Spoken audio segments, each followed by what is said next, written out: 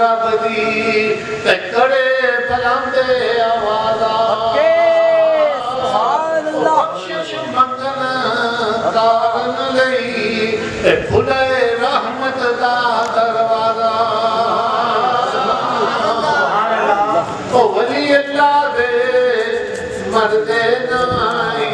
ते करदे पर्दा पोशी ओ की होया जे दुनिया उतों ते टुर गए नाल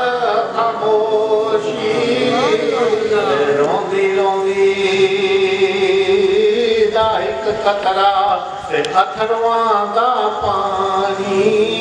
उछा पड़ी दे मुख पर डिगा ते गरम लगा उसरानी ओए इसे आसे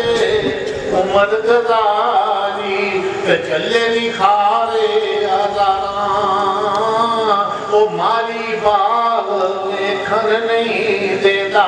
ते आइया जब